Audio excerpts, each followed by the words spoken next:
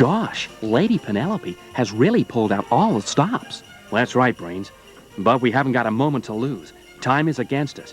The penalty for delay could be disaster. That's right. Time is everything when you're in the rescue business. Gee, boys, calm down. This is Christmas. Don't you ever take a day off? G.I. Joe, fighting man from head to toe, on the land, on the sea, in the air. G.I. Joe attack! G.I. Joe was tough. G.I. Joe takes the hill! Bam, bam! Horrific battle! I remember that being the only doll I ever had heard of.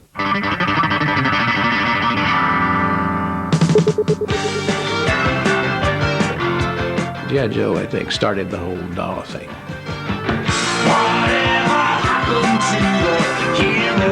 He was, in this country, renamed Action Man because it was thought that children wouldn't really understand what G.I. Joe meant. To this day, I'm not sure what the G.I. is. It's like Guy Joe. Action Man is here! It was that fascination with all things army. I mean, you'd take Action Man and you'd build a little trench and he'd have a little gun. Action Man was cool, and I remember you could get all the toys, like you could get all the guns, and you know, you can change his clothes and stuff. He had little cups and stuff as well. It was brilliant. You'd just hang out with Action Man for the day. I mean, he'd keep you amused. It was like, yes, I've got a doll. And it was called a doll.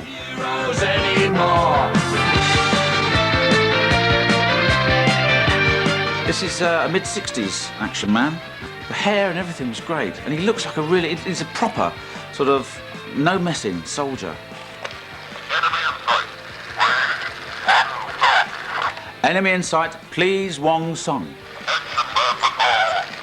After you chucked it in the bath half a dozen times, all the sort of, the mechanism got mangled up inside. So when it used to sort of say, Action Man, patrol, mine used to sound more like Norman Collier. It used to sort of go, Action Man. It was completely knackered after about a month. Action Man scores with a missile launcher and super new rope launcher. In the 70s, the quality of the material starting to get a bit cheaper. Size 11 boots, size 6 feet.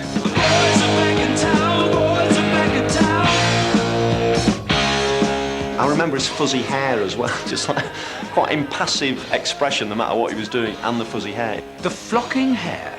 These are the fibres, and there are 250,000 of them bonded onto every square inch. I remember watching Tomorrow's World. There was an item about this, the flocking business. And there was a car, a Mini, completely covered, flocked, and then there was a lady's leg. And it was just like, what's going on? Well, there have to be some perks in this job.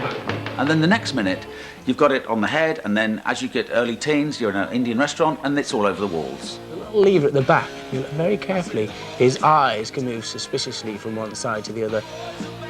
Oh, look at her. Oh, look, oh no.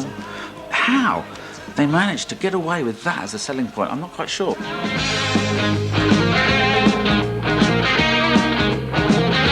You get him, and it was a wonderful, exciting moment when you get it. 2 hours later, your parents would come and find you in the bedroom with Action Man with his pants down. You'd have a magnifying glass trying to burn his arse. It was sort of like Action Man naked with Barbie, sort of primitive sexual positions, or, you know, we're burying Action Man and firing marbles at his head, you know, feed Action Man to the dog, you know. It was just, can we destroy Action Man? What was unique about Action Man was that there was no reference to a film or a TV show or anything like that. What's the reference? How come I know this Action Man? How come I know this character? And you don't know him from anywhere. He's just like, he's unique and he's personable to you. It's hard to believe all of Evel Knievel. It's hard to believe cause it's true. That all changed with the arrival of Mr. Evel Knievel, an all-American Daredevil. I just remember being excited by the whole, you know, because it was all the stars and stripes and everything seemed to go really fast. It was just like he's got a motorbike, it's loud, he's dangerous. There wasn't anyone around like that. And also his name in the end. I mean, anyone, you know, as a kid, anyone who calls themselves Evel Knievel. It was just so powerful. It was like, wow, this is a hero. I always appreciated Elvis and Liberace especially. I thought they were great showmen. And I always wanted to be the same type of a showman on a motorcycle. You're gonna set me on fire. Apparently he was an outrageous man in his day for drinking and womanizing. The wife and children have their own life to live. I was not put here on the face of this earth to satisfy a woman or her wants. He used to carry a cane that used to have diamonds encrusted in it. What a lot of people don't know is he also had the cane bored out. He filled up with his special kind of recipe of beer and whiskey, which helped him through the most difficult of jumps. Revving up for action, here's our star. What a jump! When Mr. Knievel got his own toy, every small boy could be a stuntman. There was something for children to aspire to. Evel Knievel, not only in the live form, but in the doll form. And you never got into trouble when you actually smacked it against the side of the bench, because that's what he did for a job. That toy outsold every toy made on the face of the earth in the 1970s. G.I. Joe, the Barbie doll, I don't care what it was. I have a letter from the chairman of the board of Sears Roebuck that says, "Congratulations, you saved the toy industry." The Evel Knievel toys had been on sale in the US for a number of years, but the UK had never really had the impetus that it needed to really sell a large amount of toys. Wembley was seen as the pivotal moment for anything that involved Evel Knievel in Europe. I feel very guilty. I had to go out to a family picnic in the New Forest that day and couldn't stay and watch the TV and see the jump. So I remember saying to my cousin, I hope he crashes, because then it'll be on the news. Take good care of yourself. This is probably the most dangerous jump ever attempted. And when he reached a certain speed, he would fly off. So this is the big moment, surely, then, for Evel Knievel. Here we go, any minute now. I did many times look in the grandstand and see the people and say to myself, what the hell am I doing here? Why am I risking my life? And here he goes, and I certainly... Here we go, any minute, he'll go. Oh, he'll go. Here we go. Full speed, and he's rising up the ramp now. Hey! And he's made it. No, he's crashed on the run-in. He's crashed on. I said that was the point where he would have the trouble. It gave a whole new move on the stunt cycle, which was the bike falling over and sort of crashing on you. He's a good knockout. He's ideal. You know, I'm sure the kids lined up the buses and did exactly the same thing as Evel did. It just wasn't as painful for them as it was for Evel. Hours of fun just throwing him over some makeshift buses and watching his body break. I've got to tell you that you are the last people in the world who will ever see me jump, because I will never, ever, ever jump again. I'm through. A man barely alive. We can rebuild him. We have the technology. We can make him better than he was. Better, stronger, faster. We operated on Colonel Steve Austin. His legs were replaced with bionic legs that gave him a chance to run 60 miles an hour.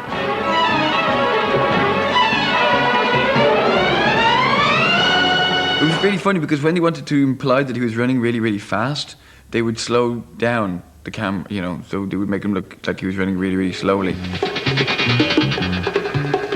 The running, it was full speed. I remember lots of times we had our camera focus fellow trying to get me and keep me in focus, as I was maybe 100 yards away running towards camera, and every 10 yards they'd have a boulder which would the focus guy could then keep me in focus.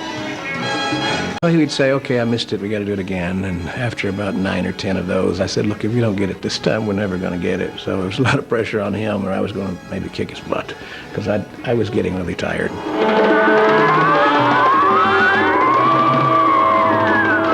I always remember when he used to go, sort of jump, didn't he? He used to go, bang, bang, bang, bang, bang, bang, bang, bang.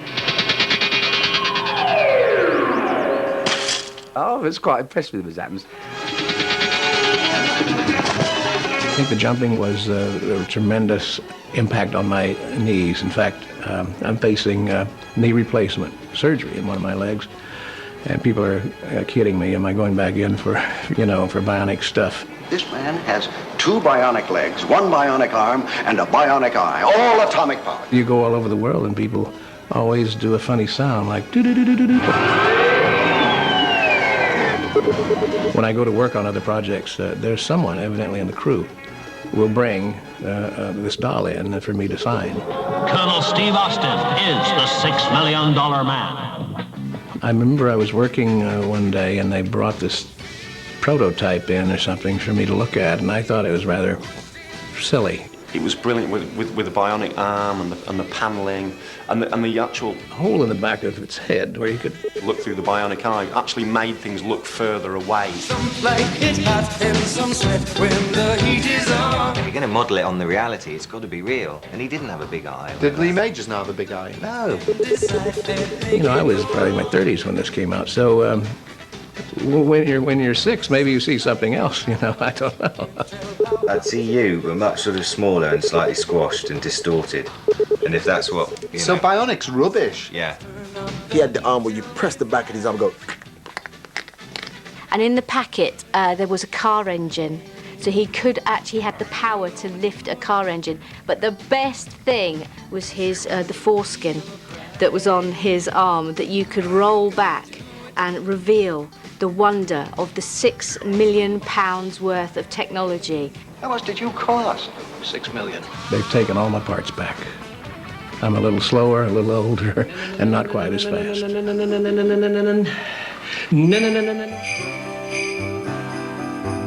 Well, Brains, did you manage to get all your Christmas shopping done? Eventually.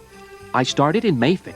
Then I went to Bond Street and Regent Street. I caught a train at Marylebone and ended up back where I started. Well, Brains, at least you'd have got 200 pounds if you'd passed go. What?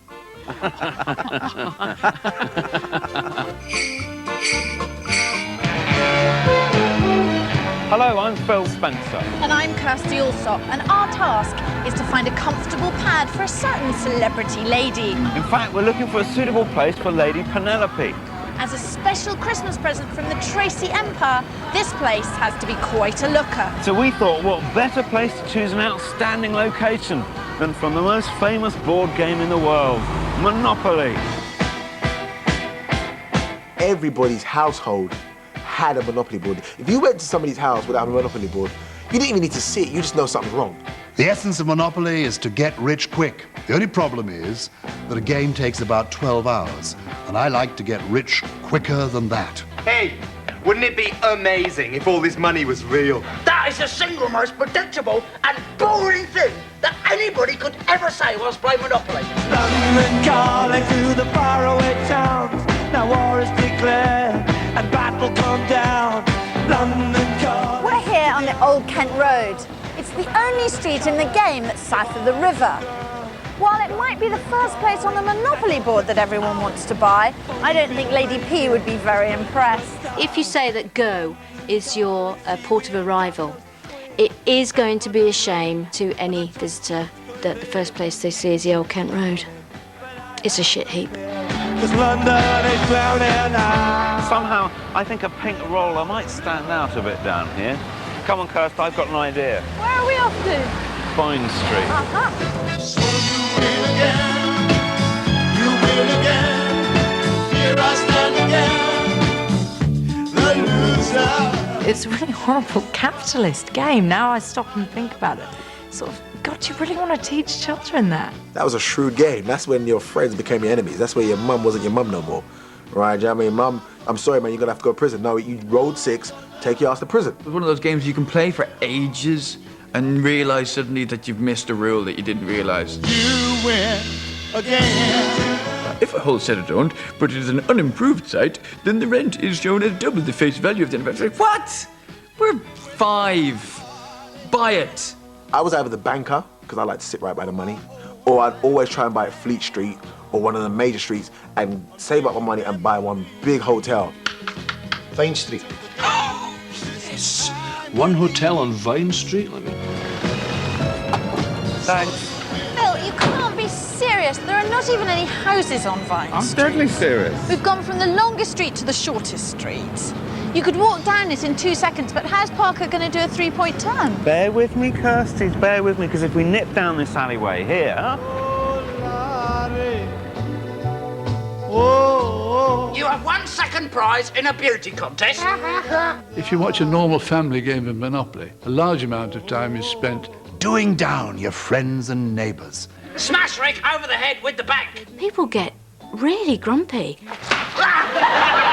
did not say that, Michael. Did he? He was cheating. I have never, ever, ever seen rows like the rows that are caused by Monopoly. Well, let me remind you of something, Linda. This is my game. My game, Gillian! It's a recipe for psychological breakdown within the family. I am bloody